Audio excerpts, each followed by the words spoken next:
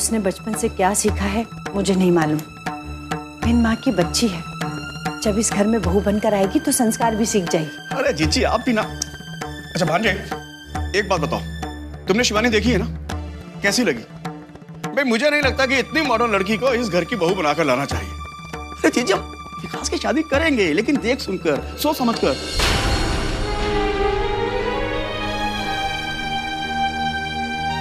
जल्दीबाजी का ये मतलब नहीं हम किसी भी लड़की को लाकर इस घर की बहू बना दें। तुमने उसे पहली बार देखा है। जब से तुम दोबारा यहाँ रहने आए हो ना, उसके पहले ही अनिकेत के पापा ने शादी की बात चलाई थी। शिवानी उन्हें पसंद भी थी। अरे जीजी अब किसे पता इसमें सच्चाई क्या है? जीजा जी ने वकील साहब का मन रखने के लिए हाँ की थी या वाकई में लड़की पसंद थी? मामा जी, मुझे नहीं लगता कि हमें इस मुद्दे में पढ़ने की जरूरत है।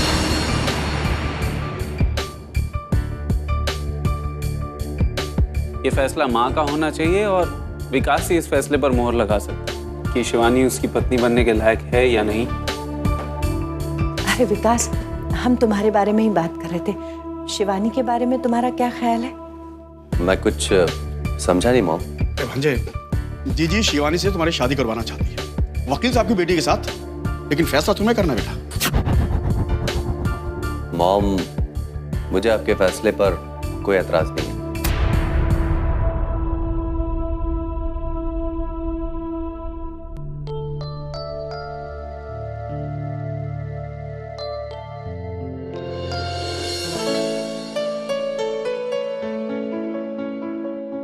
मोहन काका, श्वेता आ गई? नहीं मालकिन।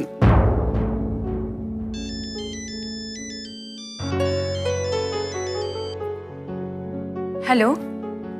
नमस्ते, कैसी हैं आप? मैं अच्छी हूँ, तुम बताओ। एक खुशखबरी सुनानी थी। कैसी खुशखबरी? मैंने आपको बताया था ना, उनके एक दोस्त अपनी बेटी के साथ आने वाले हैं। हाँ हाँ। दरअसल वो एक वकील है। अनिकेत के पापा ने घर छोड़ने से पहले वसीयत उन्हीं से बनवाई थी। वसीयत?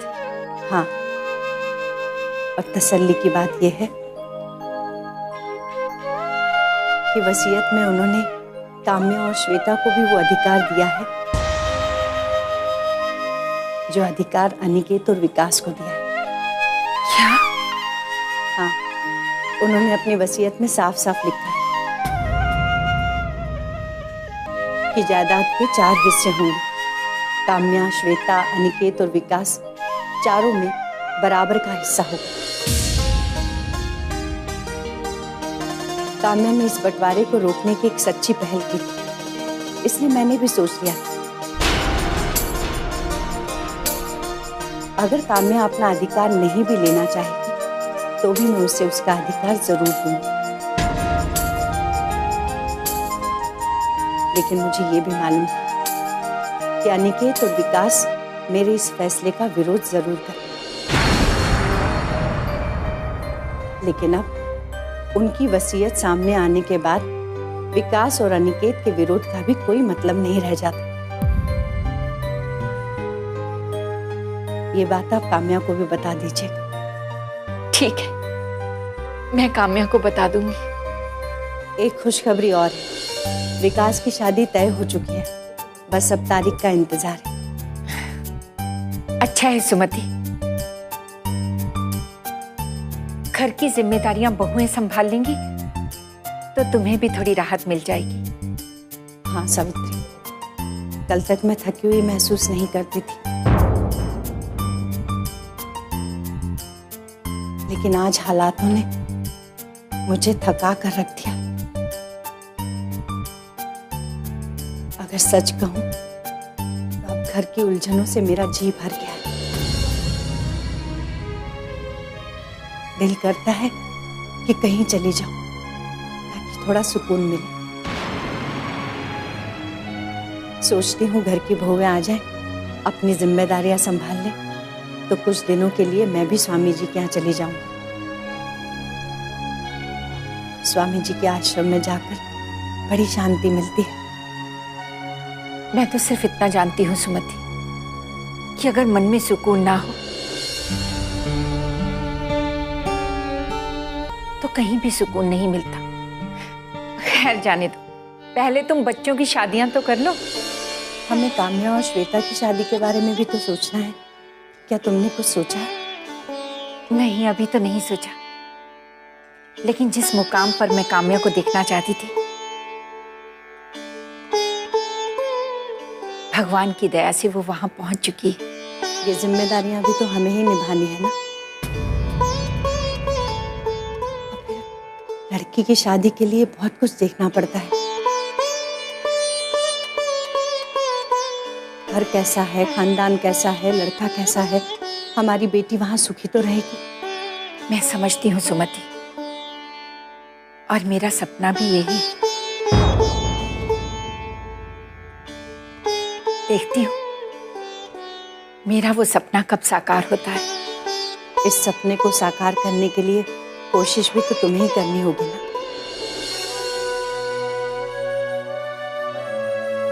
मैं प्रार्थना करूंगी काम्या और श्वेता की शादियां अच्छे से हो जाए। अब फोन रखती हूँ। ठीक है, नमस्ते। नमस्ते।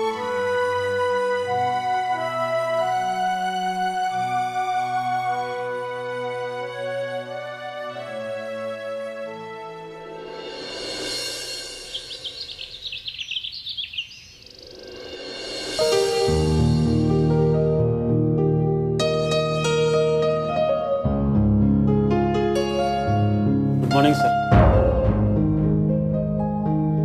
वाह, क्या बात है, क्या बात है यश, इम्प्रूवमेंट है। सीधे विकास से सर, वाह। हो गए। मैं ये नहीं भूल सकता विकास, ऑफिस में तुम मेरे बॉस हो और मैं तुम्हारा एम्प्लॉय। मैं मजाक नहीं कर रहा हूं सर, इंसान को कभी अपना ओहदा नहीं भूलना चाहिए। देख, मेरा ये मानना है यश कि दोस्ती में कोई छोटा बड़ा नहीं होता। मैंने कहा ना, बाहर मिलेंगे तो हम दोस्त होंगे, लेकिन यहाँ पर यही रिश्ता होगा, बॉस और एक एम्प्लॉय का।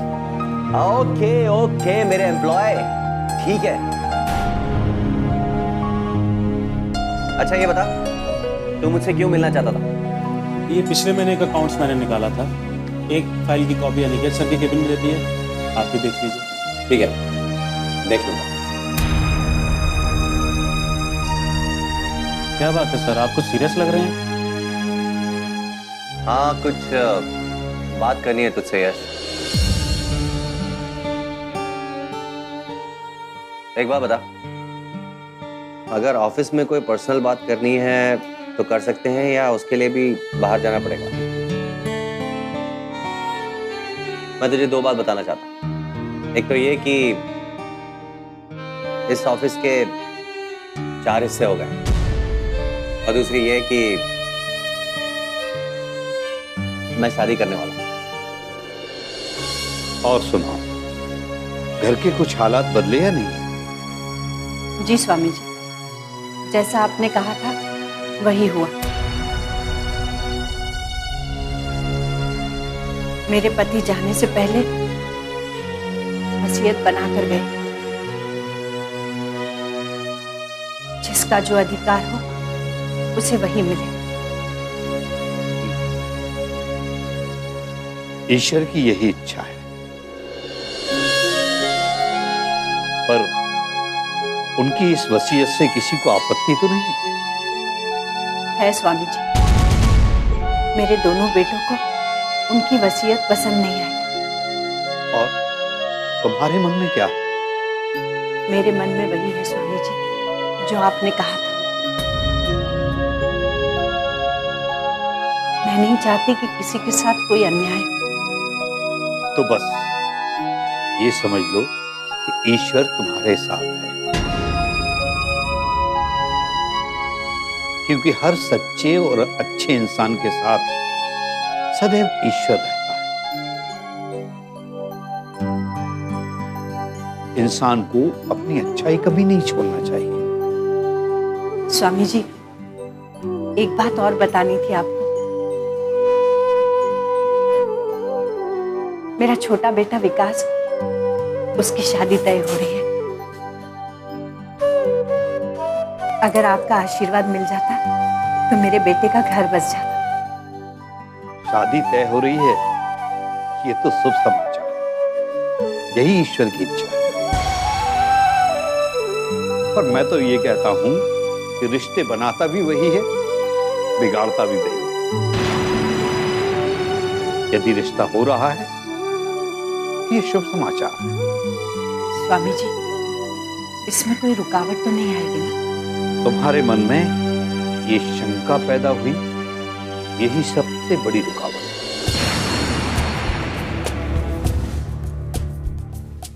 क्योंकि अगर तुम्हारे मन में शंका उत्पन्न हुई है, इसका तात्पर्य यह है कि तुम्हारे मन में ईश्वर के प्रति विश्वास कम है।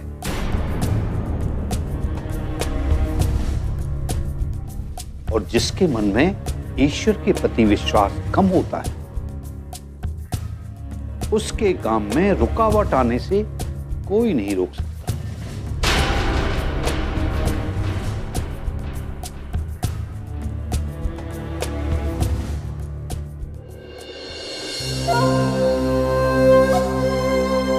हाँ विलास, अब वो वक्त आ गया है। अगर हमने अपने काम को अंजाम नहीं दिया तो ना जाने कितनी रुकावटें हमारे सामने खड़ी हो जाएंगी। आपके काम को अंजाम दे देते हैं। लेकिन एक बात बताइए, वो घर तो आपकी बहन का है। हाँ, मेरी बहन का है। मेरी ऐसी बहन जिसके पति ने मुझे ठोकर मारी। मेरी ऐसी बहन जिसके पति ने मेरी वफादारी की कीमत नहीं समझी। मेरी ऐसी बहन जिसके पति की वजह से मुझे अपना बेटा खोना पड़ा।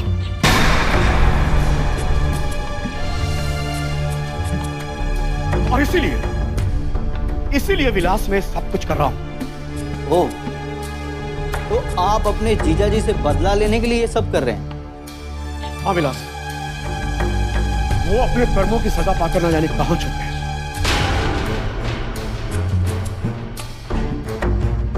लेकिन वापस तो आएंगे। जब वो वापस आएंगे तो मैं उनसे कह सकूंगा कि उनकी वजह से मेरा बेटा मरा। और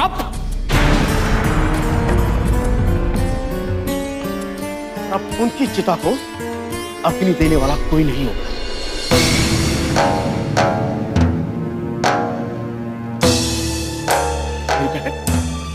जिस दिन मेरे जीजा ने मुझे ठोकर मारी, मेरी बहन ने भाई बहन का रिश्ता ही तोड़ दिया। उसने सारे रिश्ते तोड़ दिए विलास।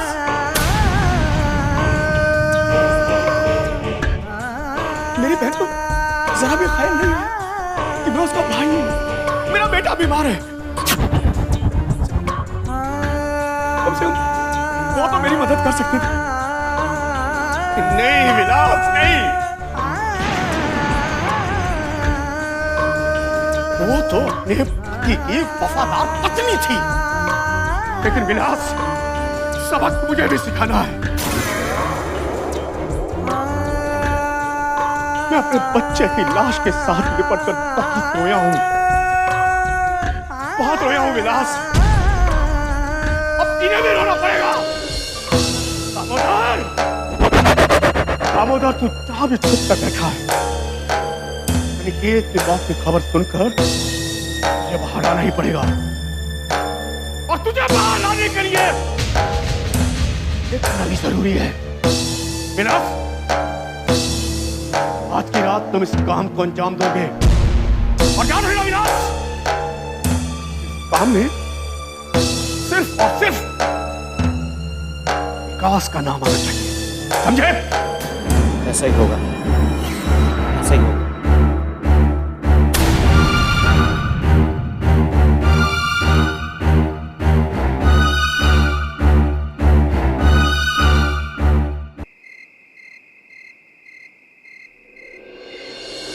ये आप क्या कह रही हैं माँ? मैं ठीक कह रही हूँ श्वेता। आखिर उन्हें अपनी भूल का एहसास हो ही क्या, और उन्होंने अपनी भूल को इस तरह से सुधारा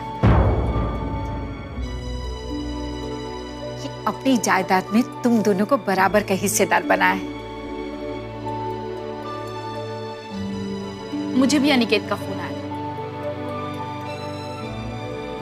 उसने मुझे ये तो नहीं बताया कि वसीयत में आखिरकार लिखा क्या है, लेकिन ये जरूर कहा कि वो मुझे वसीयत की एक कॉपी भिजवा देगा। उन्होंने वसीयत को 4 हिस्सों में बांटा है और तुम दोनों भी उसमें बराबर की हिस्सेदार हो। मुझे सुमति का फोन आया था। तब तो बात खत्म हो गई मॉम। जब मुझे अनिकेत का फोन आया तो उसकी बातों से मुझे कुछ तो लग रहा था, क्योंकि उसने मुझे ये कहा कि वो मेरे दावे के खिलाफ लड़ाई तो जरूर लड़ता है, लेकिन अब बात खत्म हो चुकी है। अब मुझे उसकी बातों का मतलब समझ आ रहा है। अच्छा है काम्या बिटिया, अब विकास और अनिकेत कुछ नहीं कर पाएंगे। लेकिन मामला ये नहीं है काका। मैंने ये दावा इसलिए किया था ताकि इस बंटवारे को रोका जा सके, लेकिन अब वसीयत के सामने आने के बाद इस जायदाद के 2 नहीं बल्कि 4 हिस्से होंगे, और अब इस बंटवारे को रोका नहीं जा सकता। तुम ठीक कह रही हो काम्या, लेकिन फिलहाल तो सुमति के घर में विकास की शादी की चर्चा चल रही है। विकास की शादी हो रही है ना? वो तुम दोनों की शादी के बारे में भी पूछ रही थी। अब उसे तुम दोनों की भी फिक्र होने लगी, और मैं भी चाहती हूँ कि तुम लोगों के हाथ जल्द से जल्द पीले कर दूं। मॉम, आप ठीक कह रहे हो, लेकिन सबसे पहले तो हम श्वेता दीदी के बारे में सोचेंगे। क्यों दीदी? मैं तो चली।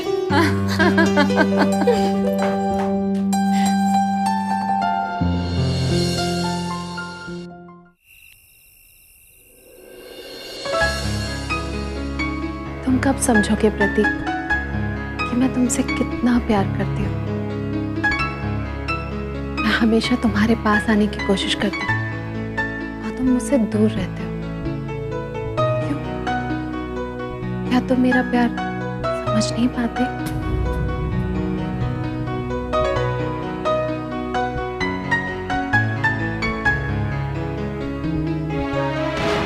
वो तो ठीक है मॉम, लेकिन सबसे पहले हम श्वेता दीदी के बारे में सोचेंगे। क्यों दीदी?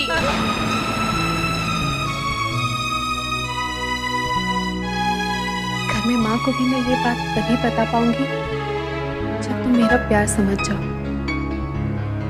तुम्हें मेरा प्यार स्वीकार करना होगा प्रतीक।